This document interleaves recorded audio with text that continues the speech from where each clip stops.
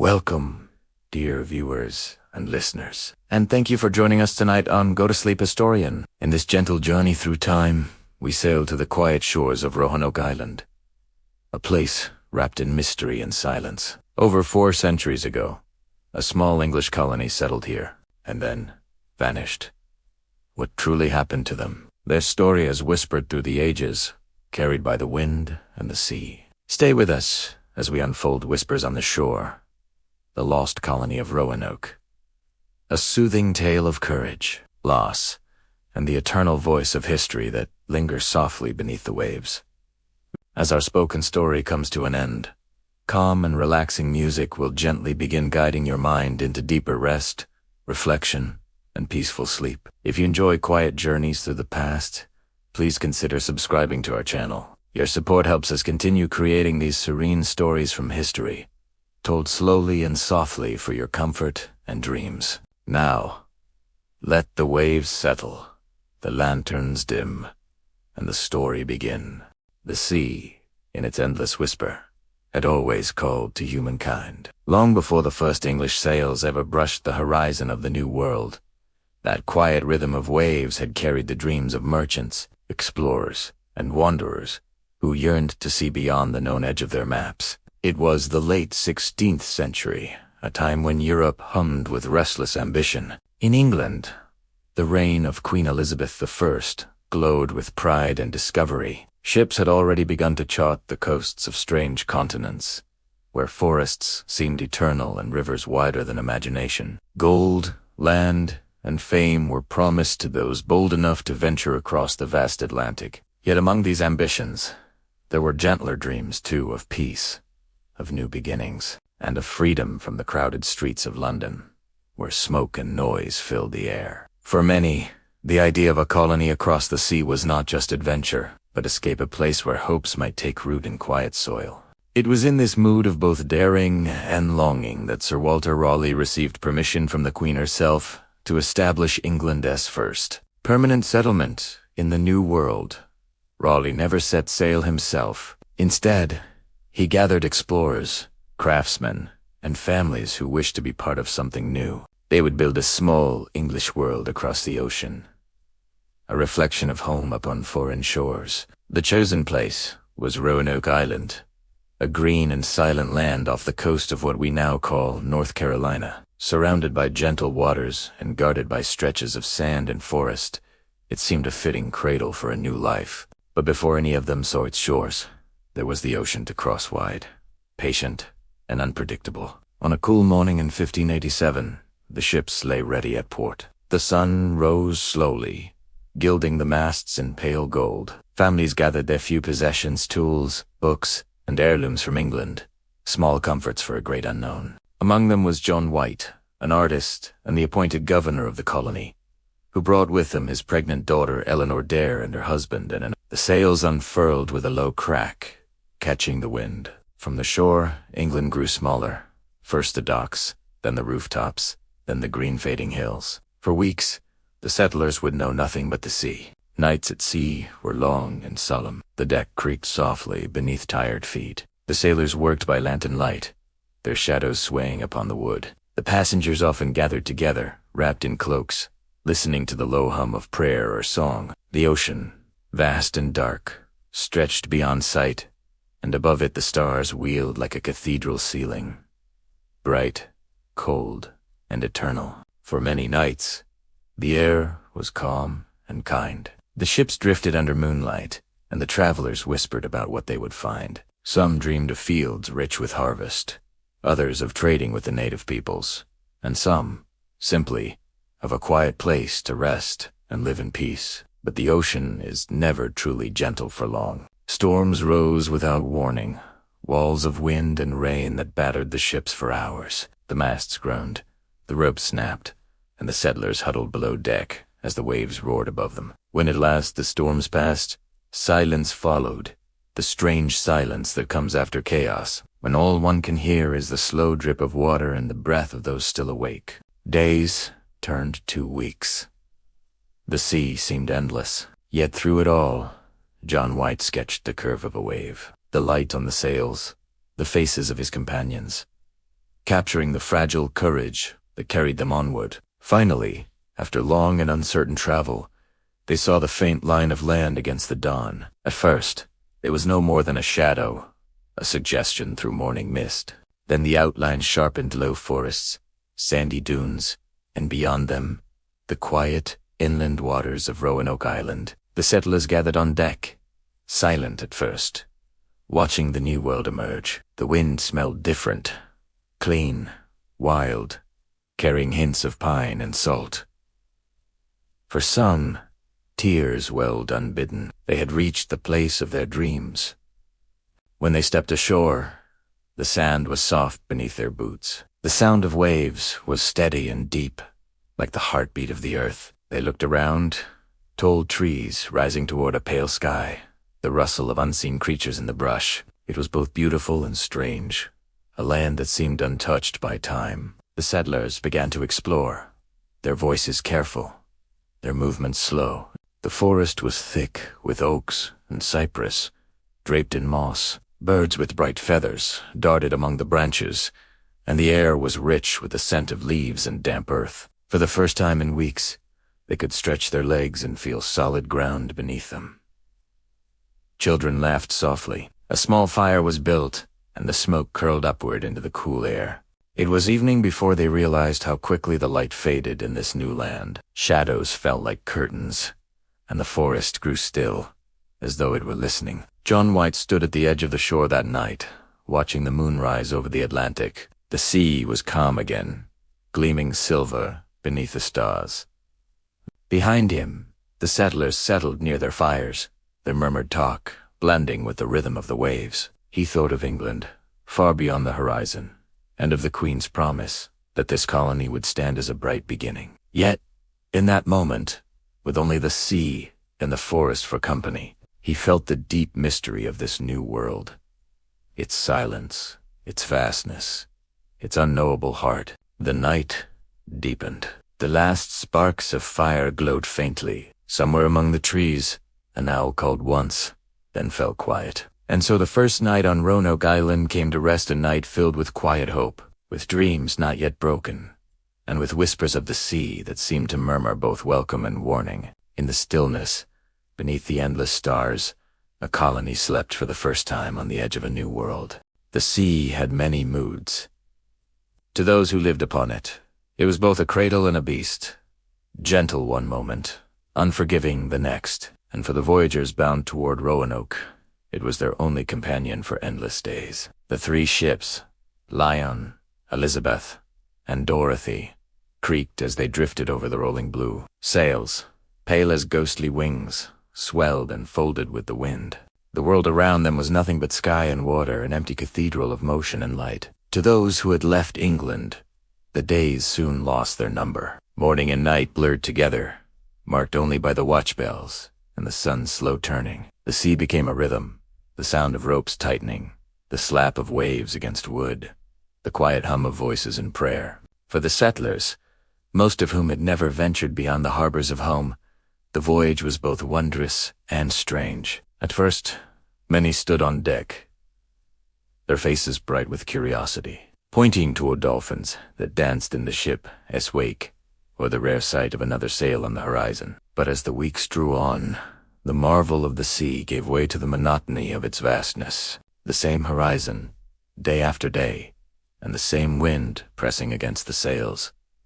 It could lull the spirit into dreams, or drive it quietly toward despair. John White, the colony's governor, spent much of his time sketching the scenes of the voyage, not merely for record, but as a way to still the mind. His pencil traced the outlines of faces weary yet determined, of sailors tightening ropes in the sun, of children asleep against the wooden rail, rocked by the waves. Among the passengers, whispers often rose of what awaited them. Some had heard tales from earlier voyages of forests so wide that a man could walk for days without seeing the edge of rivers teeming with fish and lands rich enough to make even the poorest man a lord.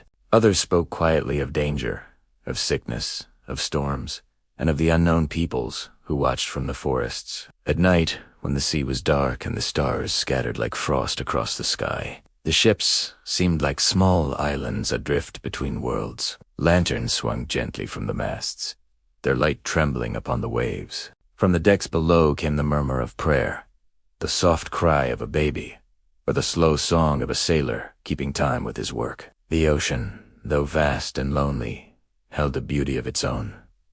Sometimes the air would fall, completely still. The sails would droop, and the sea would turn to glass, reflecting the clouds like a mirror. The silence would stretch so deep that even the smallest sound, a cough, a footstep, a distant goal, seemed to echo forever.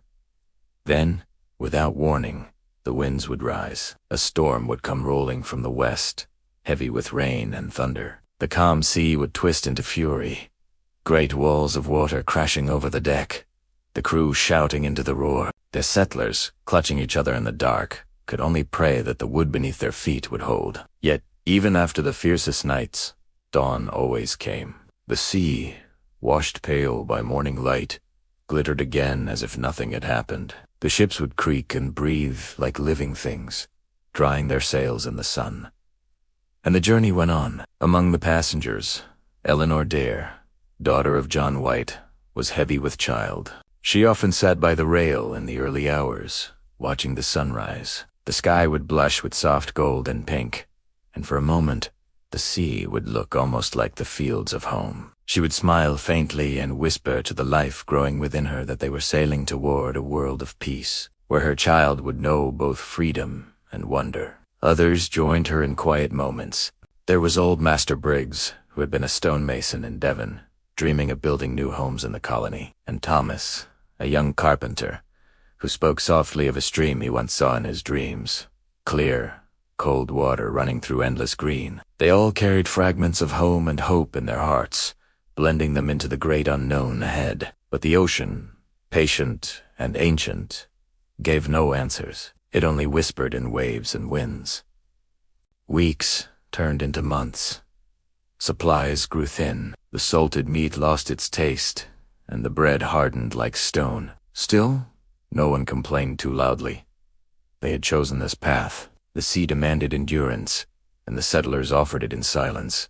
John White kept his journal carefully wrapped in cloth, writing by candlelight when the deck was still. His words were steady, though tinged with quiet awe. He noted how the stars seemed different here, how the sea glowed faintly at night with floating sparks, what we now know as phosphorescence. But to them, seemed like sea spirits watching in the dark. At times, the sailors told tales to pass the hours, old legends of mermaids who sang two lost men, of ghost ships sailing forever beneath cursed moons. The settlers listened, half believing, their minds wandering with the rhythm of the ship. Such tales, though eerie, brought comfort.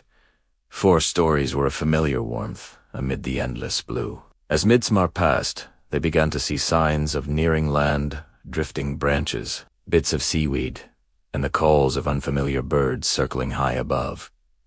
Excitement stirred through the passengers. They leaned over the rails, straining their eyes for the first glimpse of America. One evening, just before sunset, the lookout cried out, "Land ahead." A hush swept the decks. The sea, glowing with the light of the dying sun, seemed to open before them, and there it was, the faint shadow of coastline, soft and far away, rising like a promise from the mist. The settlers stood together, silent, in wonder. Some crossed themselves, others whispered prayers of thanks. The sailors smiled, their faces weathered and bright in the golden light. As darkness fell, they anchored offshore. The waves lapped gently against the hull. The scent of pine drifted faintly on the air, carried from the unseen woods beyond. It was a smell of earth and life, a smell no one had known for months. That night, many could not sleep. They sat awake, listening to the quiet hiss of the tide. Somewhere in that darkness, a new world waited, vast, untamed, and full of dreams. And though they could not yet see its shores clearly, every heart among them felt the same quiet wonder, that after endless water, endless waiting, and endless faith, they had reached the edge of promise. The stars burned gently overhead, their reflections shimmering in the slow breath of the sea. Tomorrow, they would touch the land of Roanoke. But tonight, they drifted between two worlds, held softly in the arms of the ocean's timeless song. Dawn came slowly over the quiet sea, turning the horizon from gray to gold. The ships drifted in calm water, their sails half lowered, creaking softly as though they too were waking from a long dream. Before them, the coast of the New World stretched in quiet splendor. A line of pale dunes rose above the mist, crowned with grass that bent in the morning wind. Beyond the dunes, dark trees waited ancient forests that seemed to breathe with the rhythm of the earth itself. After weeks upon the ocean, the sight of land stirred something deep within the travelers. Many stood along the rails in silence, unable to speak, simply watching as the sun revealed the shore. For months, the horizon had been empty. Now it held promise, mystery, and a faint shimmer of fear. John White, standing near the bow, felt the wind brush his face. He closed his eyes and listened to the sea's last whispers. Behind him lay England, distant and fading from memory. Before him stretched the land that would test every dream he had carried. At his side stood Eleanor, his daughter, her hand resting on the curve of her belly. Her time was near. The thought that her child would be born in this new world, far from London's narrow streets, filled her with both hope and unease. The longboats were lowered into the waves, and the settlers began to gather their few possessions. The sailors moved with steady purpose, their voices low. Ropes slipped through calloused hands. Barrels and tools were passed down carefully.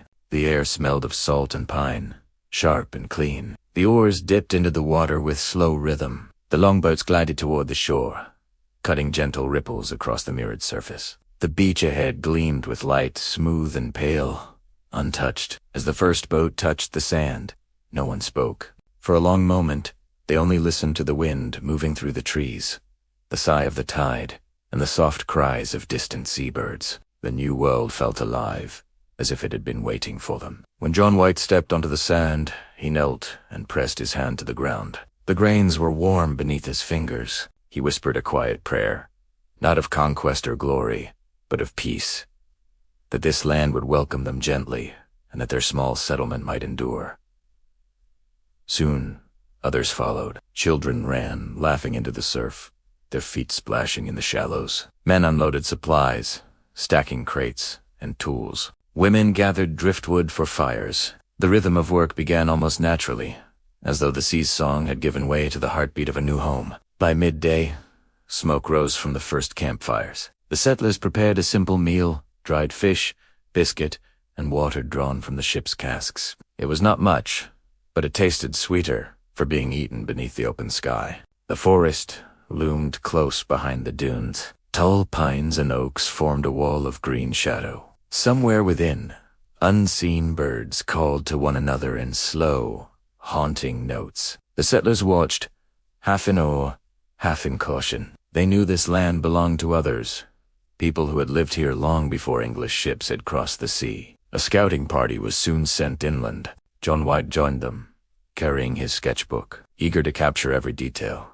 The plants, the trees, the lay of the land.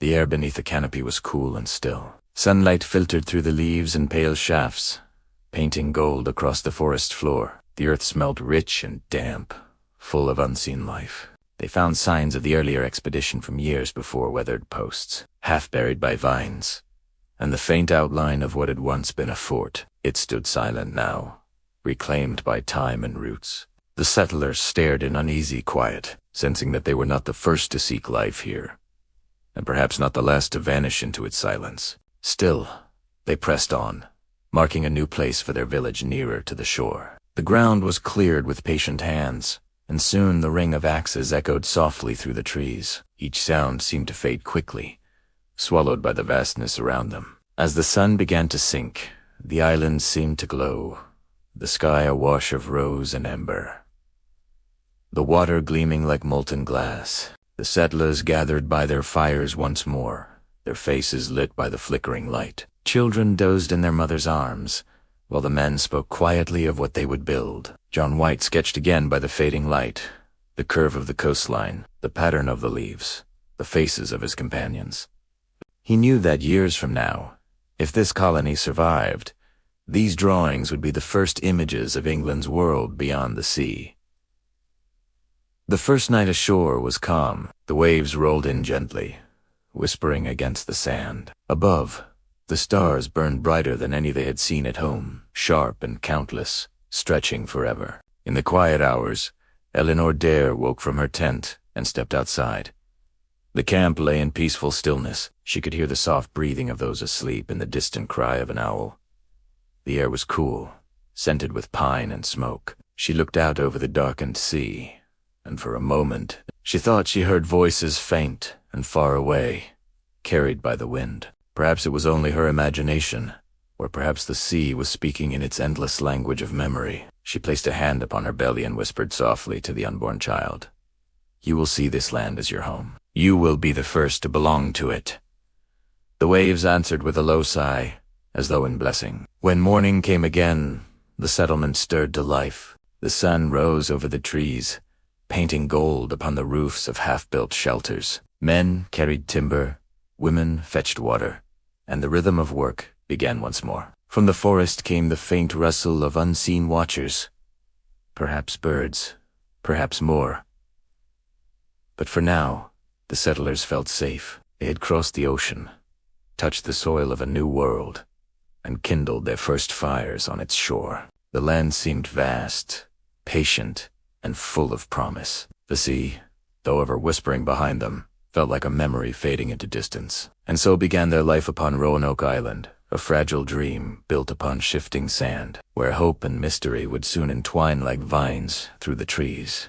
The days that followed were warm and bright upon Roanoke Island. Morning mists lifted slowly from the water, revealing forests that shimmered with dew. The settlers awoke each dawn to the scent of earth and salt, to the rustle of the trees and the low murmur of the sea beyond the dunes. They were strangers in this new world, yet there was peace in those first quiet weeks. The settlers built their homes from local timber, small and sturdy, with roofs thatched from reeds gathered near the marsh. Smoke rose gently above the trees each evening as the fires were lit, and the sound of laughter, cautious but real, drifted through the air. John White walked often among the half-built homes, sketchbook in hand. He noted the angle of the roofs, the curve of the shore, the pattern of the leaves beneath his feet. His drawings were not just records, but prayers. His way of capturing the beauty of a world, untouched by the smoke of London or the noise of war. But even amid this peaceful labor, there lingered the knowledge that they were not alone. The people of this land, the Algonquian tribes, had lived upon these shores for countless generations. The settlers had glimpsed them from afar, moving quietly along the edge of the forest, their figures blending with the shadows and light. At first, neither side drew too near. The island itself seemed to hold its breath, caught between welcome and warning. It was only on the 10th morning that the first meeting came. A small group of men, led by White and accompanied by the interpreter Thomas Harriot, ventured inland to seek contact. The forest path wound through ferns and tall grass, the air heavy with the hum of insects and the scent of pine. When they reached a clearing, they found a group of native men waiting. They stood tall and silent, their expressions calm but unreadable. Their clothes were woven from fibers and decorated with shells and colored beads that caught the sunlight like drops of rain. For a long moment, no one spoke. The wind moved softly between them. Then, with careful gestures and measured words, Harriet began to speak in the Algonquian tongue, a language he had studied from earlier voices. The strangers listened, their faces thoughtful. What passed between them was not perfect understanding, but something close. Curiosity, perhaps even respect. The English offered small gifts, knives, beads, and mirrors. In return, the native men gave baskets of dried maize and fish, the first food the settlers had tasted that did not come from their dwindling supplies. When they parted, it was with cautious smiles and raised hands, a silent agreement of peace, though fragile as the morning mist. That night, as the settlers ate the food given to them, they spoke softly of the meeting. Some were fearful, others hopeful. John White reminded them to walk humbly, to learn from those who knew this land better than any map could show. The days lengthened into weeks. The colony began to take shape, a small village of wooden huts nestled near the shore. Paths were cleared through the forest, and gardens planted with seeds brought from home. Children played among the dunes, chasing the tide's retreating edge, and sometimes, at the edge of the trees, the native people appeared, watching, waiting, sometimes approaching with food or trade. Slowly, the distance between the two worlds grew smaller. John White recorded everything. In his journal, he wrote, not of conquest, but of exchange of corn and copper, of fish and friendship. He painted portraits of the people he met, the curve of their faces, the woven patterns of their garments, the steady light in their eyes. His drawings would one day travel back across the sea to England, where people would stare in wonder at a world so different and so beautiful. Yet, even in these gentle days, there were signs of unease. Some of the native tribes who had once traded with the English before now kept their distance. Rumors whispered among the settlers that the previous colony, years earlier, had brought sickness and fear. The memory of that failure lingered in the woods, like a shadow that refused to fade. At night, the wind carried strange sounds. The cry of unseen animals, the sigh of branches bending in the dark, and sometimes faint voices that seemed almost human. The settlers would pause their work, glancing toward the forest, hearts steady but uncertain. Still, life continued. Ellen O'Dare, heavy with child, was cared for by the women of the colony. They wove her a small cradle from local reeds and sang to her softly in the evenings. John White often sat beside her, gazing toward the horizon, thinking of home and of the fragile line between dream and duty. One night, under a sky strewn with stars, a small group of settlers and natives sat together by the fire. The air was mild, the flames steady. Stories were told, some through words, others through gesture and laughter. Though neither side could fully understand the other's speech, the rhythm of voices, the shared warmth, and the flicker of firelight bridged the silence between them. It was then that White realized something profound. That peace was not found in grand declarations or oaths, but in the small, wordless understandings between people who shared the same earth and sky. The moon rose high, silvering the treetops and the sea beyond. The sound of waves reached them faintly, steady and eternal. But as the fire burned low, one of the native men, an elder whose eyes were dark and calm, pointed toward the forest and spoke softly to Harriet. The interpreter hesitated, then translated. The land remembers. It welcomes those who listen, but not those who take. White bowed his head, unsure whether it was a warning or a blessing. Perhaps it was both. When morning came, the forest was bright again, full of birdsong. The settlers went about their work as always, yet something in the air had changed, a subtle shift, like a note of tension within a peaceful melody. The island, it seemed, had its own spirit, patient, watchful, and deep. The settlers were part of it now, though they could not yet know what it asked of them. That night, as Eleanor lay awake in her small hut, she felt the first stirrings of her unborn child move within her. She smiled faintly, her hand upon her belly. Outside, the wind moved gently through the trees, whispering through the leaves like voices from an older world. And so, as the colony drifted between friendship and fear, hope and warning, the island itself listened. Its silence filled with the soft murmur of waves and the unseen breath of history waiting to unfold. The summer deepened over Roanoke Island. Days grew long and heavy with warmth, and the air shimmered faintly above the sand. Each morning, the sun rose from the sea in a blaze of soft gold, and each evening it sank into stillness, leaving behind skies painted in quiet violet. To those who had crossed an ocean, the island now felt almost like home. The small houses stood firmly by the water's edge. Gardens sprouted green shoots, and the laughter of children blended with the sigh of the waves. Yet beneath this surface of calm, an unease had begun to stir a shadow, too faint to name, yet too constant to ignore. At first, it was the matter of food. The initial supplies they had brought from England were running low, the salted meat nearly gone, the biscuit turning to dust. Though the island's soil was rich, it was unfamiliar. Their first plantings struggled beneath the relentless summer sun. The corn wilted, and the beans grew thin and pale. The settlers did what they could, learning from their native neighbors, who taught them which roots and berries could be gathered, which fish could be caught in the shallow coves. For a time, this kept them fed, but the ocean was fickle, and the island's bounty was never certain. John White moved through the settlement each day, speaking gently, encouraging hope. He kept his journal close, recording the state of the colony and sketching the faces of its people. Strong, determined, yet touched with quiet weariness. In the evenings, he would sit by the shore, gazing across the darkening sea, as if searching for the faint shape of England on the far horizon. It was during one of these evenings that he first began to consider what must soon be done. They needed help, more tools, more seeds, more food.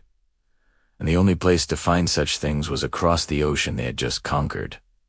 The thought filled him with dread. To leave his daughter, his newborn grandchild, and the colony he had sworn to protect was no small choice. For by then, Eleanor Dare had given birth to her child, a daughter she named Virginia, after the new land itself. She was the first English child born on these shores, and her small cry had been a sound of both wonder and warning, echoing through the quiet camp. The settlers gathered to see her, and for a brief moment, all fears seemed to fade. A child born in the new world. What could be more hopeful, more symbolic of their purpose? They celebrated softly, their songs mingling with the murmur of the sea. John White had held the child in his arms and whispered a promise that she would know a world better than his own. But as the days passed, the old problems returned. Hunger, sickness, and whispers of unrest. Some of the nearby tribes grew distant, avoiding trade. The reasons were never clear. Perhaps they too were short of food, or perhaps they feared the strange sickness that sometimes followed in the wake of English ships. Whatever the cause, the sense of safety began to wane. At night, watchers stood by the fires, listening to the forest. The island, once a place of promise, now seemed to breathe differently. Its winds colder, its silences deeper. John White gathered the colony together one evening beneath the trees. The air was still, the moon just rising. He spoke gently but firmly. "My friends," he said, "we have done all that we can with what we have. But the sea that brought us here must now bring help from home. I must return to England for supplies, for aid, and I will return before the year is past." A murmur swept through the settlers. Some nodded, others lowered their heads. They knew he spoke truth, yet the thought of being left behind on this distant shore filled them with unease. Eleanor's eyes glistened in the firelight. "Father," she whispered, "if you go, will the sea bring you back to us?" He reached out and took her hand. "It must, my child, for you and for her." His eyes turned toward the cradle beside her, where the baby slept beneath a blanket of woven grass. The next morning, preparations began. White chose a small crew to sail with him, those most skilled in navigating the Atlantic winds. The rest would remain to tend the colony and keep it safe. Supplies were gathered, letters written, and prayers whispered beneath breath. When the ship finally left the island, the settlers stood along the shore, watching it fade into the mist. The sails gleamed briefly in the sunlight before vanishing into the horizon. The sound of the waves was the only thing that followed. For a long time, no one spoke. The forest watched in silence. Days turned into weeks. At first, life continued as before. The gardens were tended, the fish traps checked, the fires kept burning each night. But as summer turned toward autumn, the island grew quieter. The weather began to shift. Soft rains at first, then sudden storms that rolled in from the sea. The winds howled through the trees, tearing at roofs and scattering the ashes from their hearths. The settlers huddled in their homes, listening to the storm's long voice as it swept across the island like an ancient spirit.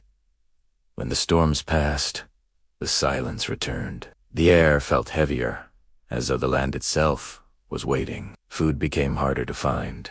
The sea grew rough, and the fish disappeared from the shallows. The forest, once generous, now seemed stingy with its fruit. The settlers rationed what they had and prayed for John White's swift return. Yet weeks became months, and still no sails appeared on the horizon. Sometimes, at night, Eleanor would step outside her hut, the child cradled in her arms. The moonlight shimmered upon the waves, and she would whisper to the sea as if it could carry her voice across the world to her father. "Come back," she would murmur. "Bring the ships, bring the warmth, bring us home." But the sea, vast and old, gave no answer. As autumn deepened, small signs of fear began to creep among the settlers. Shadows moved in the forest at night. Strange noises echoed through the trees. The snapping of branches, the sound of distant drums carried faintly on the wind. No one could say for certain what they heard. Some believed it was the local tribes. Others thought it might be spirits, angry that the newcomers had taken root where they did not belong. A few whispered that perhaps the land itself did not wish to be claimed. John White had promised to return before the year's end, but the year was fading fast. The winds grew colder, the nights longer. The fires burned lower each evening, and the settlers drew closer together, not only for warmth but for comfort. Still, there were moments of beauty even amid the uncertainty. The trees turned to gold.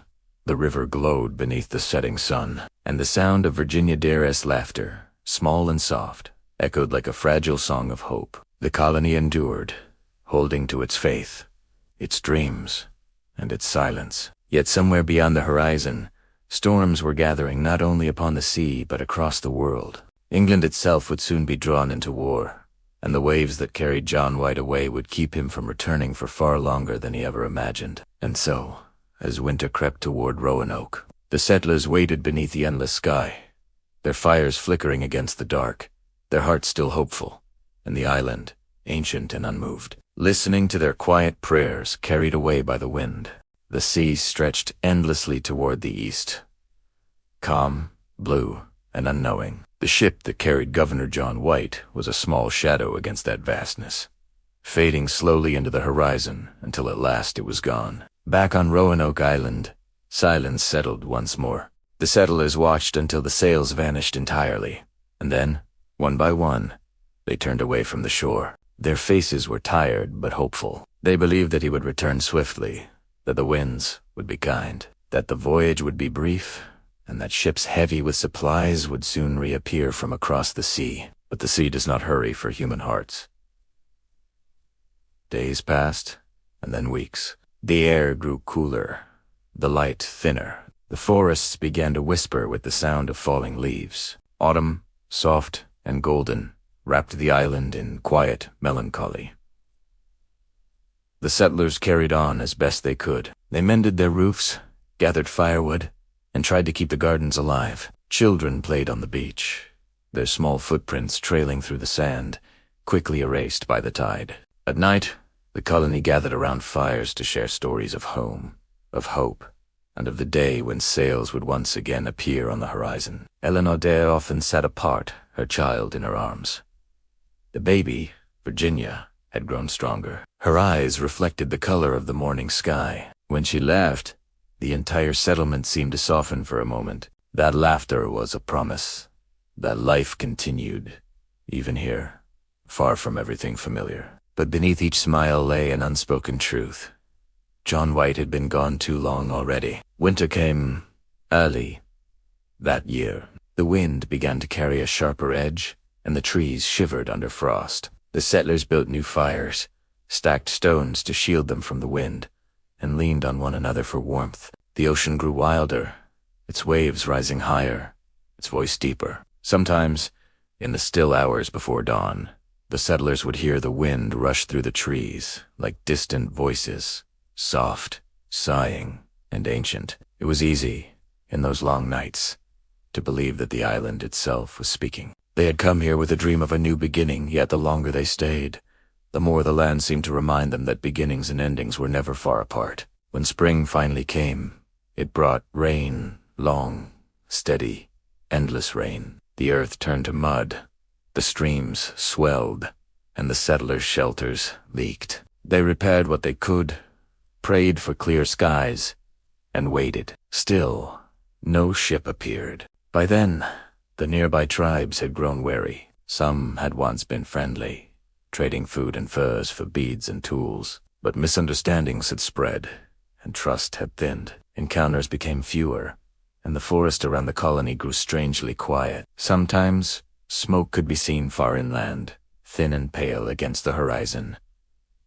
Proof that others still watched, though from a distance. Eleanor often walked the edge of the island, the baby carried close to her chest. The sea was her constant companion, vast, unknowable, shimmering under the sun. She would stand there for hours, eyes fixed on the horizon, whispering to the waves. No one ever heard her words clearly, but they all knew what she was saying. Come back. But across that immense ocean, in England, the world had changed. War had come fierce and consuming. The great Spanish Armada had swept upon England's shores, and every ship, every sailor, every bit of resource was called to defend the homeland. The pleas of one small colony on the far side of the world were lost amid the roar of cannons and the cries of battle. John White tried again and again to secure passage back to Roanoke, but no one would risk the voyage while war shadowed the seas. Months turned into years. The oceans that had once carried dreams now carried only the echoes of war. Back on the island, time moved differently. The settlers began to mark the passing of seasons instead of weeks. Children grew taller. The gardens changed shape. New paths were worn through the forest by bare feet. But food became scarcer. The island could not easily sustain so many. Hunting trips grew longer. The settlers learned to live by the rhythm of the land, foraging roots, drying fish, weaving clothes from bark and grass. The ways of England began to fade like the memory of a distant song. In the evenings, as the sun sank into the sea, the colony grew quiet. The fires flickered against the darkening trees. Some settlers spoke softly of what they would do when John White returned, how they would rebuild, how they would celebrate, how they would finally feel safe again. But others, in whispers, began to wonder if he ever would. It was said that one night, an elder among them, a woman who had been sick for many weeks, awoke from a fever dream and told the others that she had seen ships approaching. She said their sails were white as clouds, their masts tall as trees. "He is coming," she had whispered. "The sea will bring him back." The next morning, the sky was clear and bright. The settlers stood along the shore and searched the horizon. The sea shimmered under the sun, endless, silent, empty, and still they waited. Seasons changed again. The trees flowered, then shed their leaves. The colony endured, yet something in their eyes began to dim. They were not broken, but they had grown quiet, as if their voices were slowly blending with the wind itself. Some began to speak of moving inland, toward the friendly Croatoan people on nearby islands. Others believed they must stay, for John White would return to this very shore, and he must find them here, waiting. So they built new shelters, carved new marks upon the trees, and left symbols that might guide him home again. The nights grew long once more. Sometimes the settlers thought they saw distant fires flickering far out at sea, like lanterns drifting across the water. But when dawn came, there was nothing, only waves. Eleanor Dare, now worn and pale, still walked the beach each morning with Virginia in her arms. The child had begun to speak, her voice soft, curious. "When will he come?" she asked once. Eleanor smiled faintly, her eyes on the horizon. "When the sea remembers us," she said, and the sea, vast and ancient, rolled gently toward her feet, quiet, unbroken, and endless. Years would pass before any sail touched those waters again. But the story of Roanoke, of the waiting, the silence, and the long absence, had already begun to sink into the island's soil, like the roots of the trees that would grow there for centuries. The years turned like slow pages in an ancient book. Storms came and went, the tides rose and fell, and Roanoke Island remained silent, patient, and unchanged. Far across the ocean, the world had shifted. The war with Spain had ended. Ships once again sailed freely upon the waves, and the name of the lost colony began to whisper its way through the ports of England. John White, older now, his hair touched with gray, never ceased to think of the people he had left behind, of his daughter Eleanor, and of little Virginia, whose first breath he had witnessed in that far-off world. Each night, as the winds rattled the windows of his home, he would stare into the darkness and wonder, "Do they still wait for me?" At last, the chance came. In the year 1590, 3 long years after his departure, John White secured passage aboard a privateering expedition bound for the New World. It was not a mission of rescue, nor even of settlement, but he was allowed to join. his heart set upon one purpose only: to return. The journey across the sea was long and weary. The winds shifted without mercy, and the sailors sang low songs to calm the restless waves. John White spent hours upon the deck, gazing toward the endless horizon, his hands gripping the worn wood of the rail. Sometimes he thought he could almost see the faint outline of the shore, the forests, the fires, the small houses beside the water. But when he blinked, there was nothing but sea and sky. When at last land came into sight, it was a faint blue shadow rising from the mist the coast of Carolina. The crew dropped anchor off the familiar island, and White's heart trembled within him. 3 years had passed, yet he believed, with all his being, that they would still be there waiting, as they had promised. The small boats rowed toward the island. The sun was setting behind a veil of clouds, and the sea glowed with the soft light of fading day. The reeds along the shore bent gently in the wind. The forest beyond stood silent, untouched. As White's feet touched the sand, he paused.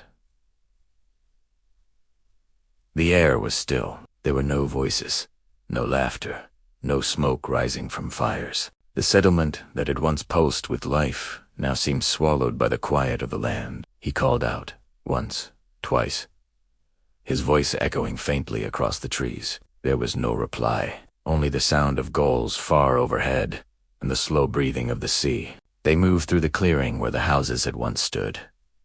The wooden fences were weathered and gray. Grass and wildflowers had grown through the cracks. The huts were still there, but their roofs had fallen in, their walls scarred by wind and rain. It was as if time had wrapped the place in a gentle shroud. White felt his throat tighten. He walked slowly, touching the worn wood of a door frame, tracing it with his fingertips. It felt like touching a ghost. Near the edge of the settlement, they found a post, weathered, half buried in sand. Carved upon it deeply and clearly was a single word: Croatoan.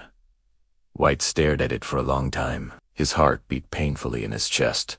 That word, the name of a nearby island, home to a friendly tribe they had once traded with, was a sign. Before leaving, he had told them, "If you must move, carve the name of your new dwelling into a tree or post. If danger forced you away, mark it with a cross."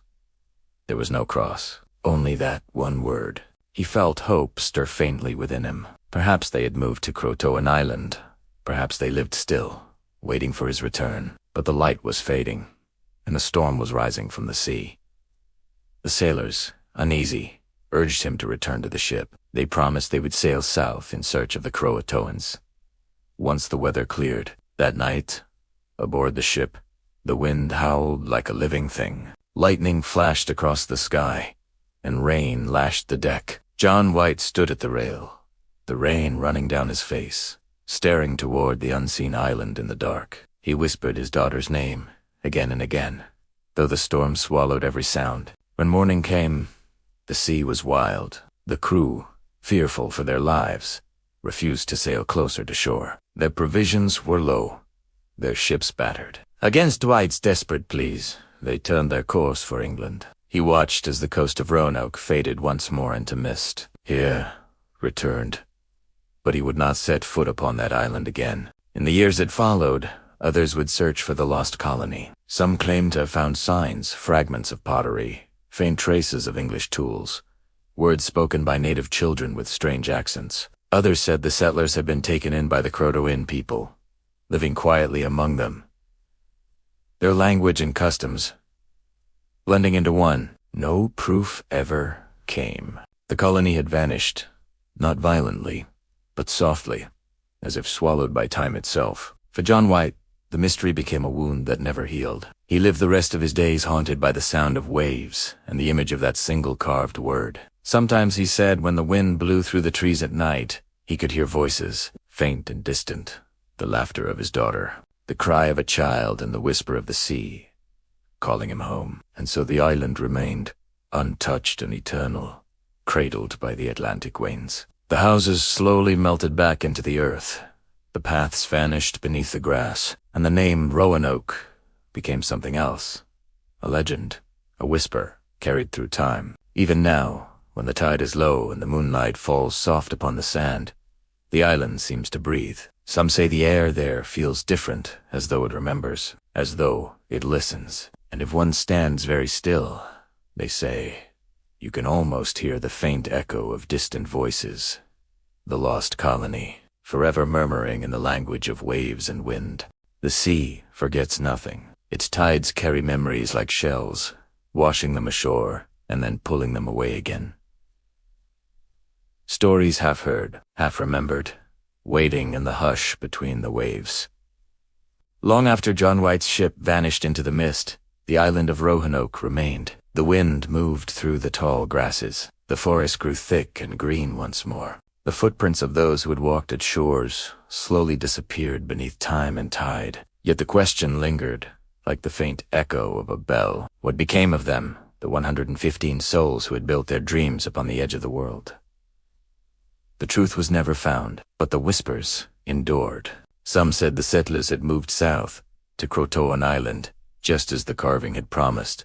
There, perhaps, they lived among the friendly Croatoan tribe, building new homes beside theirs, learning their ways. Some even believed that they had thrived, that they had children, and that the language of England softened and blended with the songs of the native people. Centuries later, explorers claimed to find traces, faint glimmers of that lost blending. Words spoken in English like tones, eyes of children light in color, the echo of old prayers said beneath the Carolina pines. If true, then the colony had not perished, but transformed.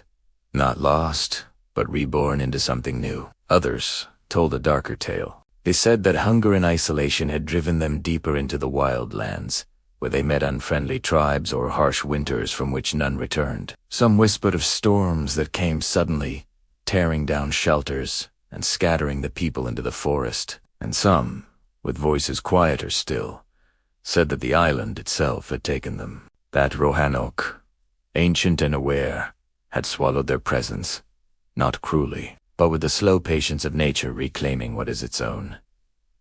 The truth might rest somewhere between. In the evenings, when the sun sank and the waves turned to gold, the island grew strangely alive. The wind through the trees sounded almost like laughter, the rustling grass like whispers in an old tongue. It was easy, standing there, to imagine their presence still lingering. Not as ghosts, but as memories carried in the air. Perhaps they had not disappeared at all, but simply faded into the rhythm of the land. Perhaps the colony had become part of the island's breath, its endless cycle of growth and decay. For history is not always written in ink.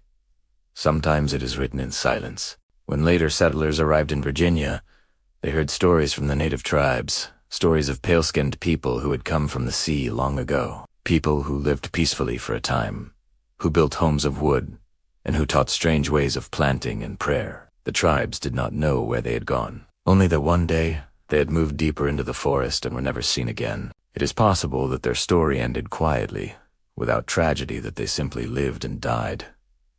As all people do, their names unrecorded, their faces forgotten by time. But for those who looked for them later, the silence felt heavier than any grave. John White's notes and drawings were all that remained, sketches of faces, trees, and maps of an island that had once been filled with hope.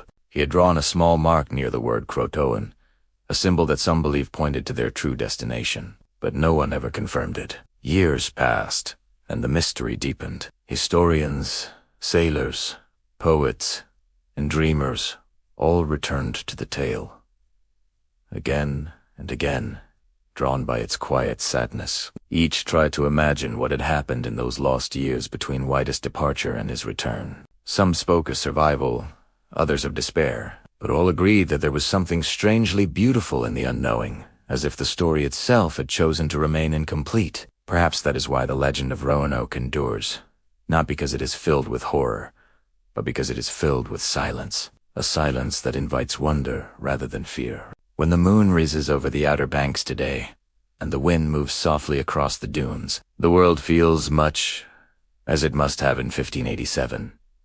The same tides, the same stars, the same soft whispering of waves against the shore. Some who have walked the island at dusk say they felt it, that faint sense of being watched, not with menace, but with memory. As though unseen eyes linger between the trees, watching the world they once knew slip away beneath centuries of change. There are those who claim that on still nights, if you listen carefully, you can hear distant sounds. A baby's cry, the creak of wood, a woman's voice calling across the surf. Perhaps it is only the imagination playing tricks with the wind. Or perhaps it is the island remembering the voices that once filled its air. And so the colony of Roanoke did not vanish entirely. It remained in the world's dreams, and the space between fact and legend, between history and hope. For even when names are lost, stories remain. Even when houses crumble, the air remembers. The mystery became its own kind of immortality, one not carved in stone, but whispered through generations, a gentle reminder that some questions are not meant to be solved, but simply listened to. The settlers who once built fires beside the Carolina shore have long since turned to dust. Yet when the night is calm and the sea glimmers under moonlight, one might still feel their presence faint, but kind. The story of Roanoke is not of fear, but of longing, not of disappearance, but of quiet endurance. It belongs to the sea now, to the whispers on the shore. The centuries passed quietly over the Outer Banks. Storms rose and fell. Tides shifted the sands. Forests grew thick and then receded. And yet, somewhere beneath the earth and in the wind that moved across the dunes, the story of Roanoke endured. The vanished colony became more than a footnote in history. It became a whisper carried through time. Sailors told tales of pale-skinned people seen in the woods. Travelers spoke of strange carvings found on trees. Scholars and dreamers pored over maps and journals, tracing lines that might lead to answers that would never fully come. John White's drawings survived, fragile and delicate, capturing moments of a life that existed briefly on the edge of the world. Faces sketched in pencil, sketches of houses, gardens, and shores. These became portals to the past, windows through which later generations tried to understand a story that had no definitive ending. In England, those who read his journals felt a pull of imagination and sorrow. The child born on Roanoke's sand, Virginia Dari, became a symbol of hope, a life begun in a strange land, touched by mystery and forever part of the world's memory. The whispers of Roanoke reached far beyond maps and records. Poets wrote of it, painting the vanished colony in the soft colors of legend. Storytellers in taverns spoke of the settlers, of the word carved on the post, Croatoan, and the unanswered questions that followed. Children shivered at the thought of a colony lost, yet found themselves enchanted by the quiet persistence of hope. And on the island itself, the echoes continued. The dunes, the reeds, the forest, they remembered. Beneath the ground, roots wrapped around buried posts. The tides moved gently over the sands that once held tiny footprints, in the rustle of leaves, in the sigh of waves against the shore. It was as though the colony's presence lingered, indistinct but undeniable. Explorers and archaeologists, centuries later, searched for clues. They dug carefully in the soil, brushed the earth with patience, examined fragments of pottery, beads, and tools. Sometimes they found signs that seemed to speak of life lived here long ago. Sometimes they found nothing at all. And yet, the island did not mind. It continued to exist, patient, enduring, aware. For the story of Roanoke was not only about disappearance, it was about presence. The settlers had become part of the land, part of the quiet rhythm of sea and sky. Legends grew. People said that if you walked the beaches at dusk, the air would feel different, that the wind carried faint voices, laughter, crying, the soft murmur of daily life from a time long gone. Some claimed that trees themselves remembered, that carvings and marks reappeared in places long since overgrown. Scholars debated theories, assimilation with local tribes, migration inland, destruction by storms, or even disappearance into the forest steppes. No theory could be confirmed. Each possibility seemed as likely as the next, and perhaps, in some strange way, that was the point. The lost colony had transcended its physical form. It was no longer merely a group of settlers. It had become a symbol, a memory woven into the collective imagination. Its story traveled through generations, a gentle reminder of what can be lost. and yet remain, quietly, in the world's consciousness. And in the soft hours of the night, when the sea is calm and the moon rises high, the whispers are said to return. A traveler might feel the faint stir of something unseen. A historian might sense a brush of history upon the skin. A child listening to tales might hear the soft echo of a lullaby sung centuries ago on the edge of the Carolina coast. Roanoke's story, elusive as it was, became timeless. It reminded those who listened that not all mysteries demand answers. Some exist simply to be felt, quietly, like the rhythm of waves lapping against sand or the rustle of leaves beneath an endless sky. The settlers' lives, their laughter, their work, their hopes, and their fears continued to move through time in this subtle, invisible way. Though unrecorded in detail, the memory of their existence lingered in hearts and minds, becoming an eternal whisper carried on the wind. Even today, when the light falls soft on the outer banks and the tide creeps slowly across the sand, one can imagine the faint stirrings of those first settlers, walking, talking, living, dreaming. Their presence absorbed into the quiet rhythm of land and sea, and so the colony, lost yet present, continues to whisper. Its story travels silently through time, weaving together memory, imagination, and the unbroken song of the natural world. It is a tale that does not end. For as long as the waves meet the shore and the wind moves through the trees, the echoes of Roanoke will endure. The sun dipped low over the outer banks, painting the sky in gentle shades of rose and amber. The tides lapped softly against the pale sand, carrying the faint scent of salt and seaweed. The island, ancient and patient, seemed to hold its breath in the quiet glow of evening. For centuries, the story of Roanoke had drifted across oceans and through time, a tale of hope, disappearance, and enduring mystery. And yet, the island itself had remained. Its dunes, its forests, and its gentle waves bore witness to the lives that had once begun here. Lives that had vanished from sight but lingered in memory. Standing at the water's edge, one could almost hear the whispers of the settlers, the soft laughter of children, the murmur of conversations around fires, the gentle singing of women tending their homes. The voices were faint, carried on the wind and the rhythm of the waves, speaking in a language older than any map or record could capture. John White's journals and sketches remained as fragile reminders of what had been a father's hope, a colony's beginnings, the first child born on these shores. Yet the island seemed to hold more than records or relics. It held descends, the quiet persistence of lives that had touched the world briefly, then merged with it in a way that no storm, no time could erase. Somewhere in the distance, the wind moved through the trees,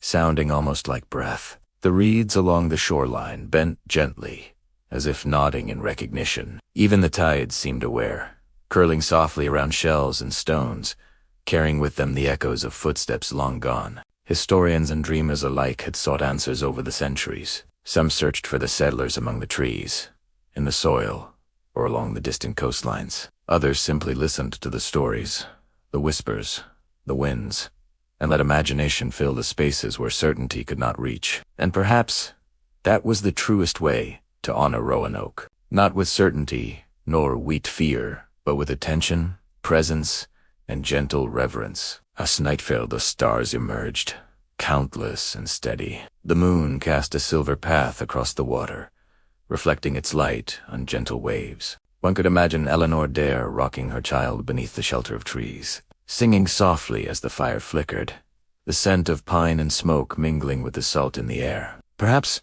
Virginia Dare laughed, the first English child of the New World, unaware of the centuries her life would inspire. The forest stood dark but serene. Shadows stretched long across the sand.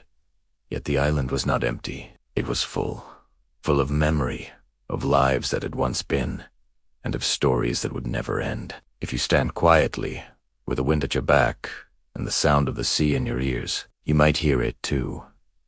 The gentle, soft murmur of voices carried on the tide, not frightening, not sorrowful, but calm, like the whisper of a story told slowly, meant to soothe, to teach, and to linger in your mind as you close your eyes. The lost colony of Roanoke has vanished from sight, Yet it lives on in these whispers.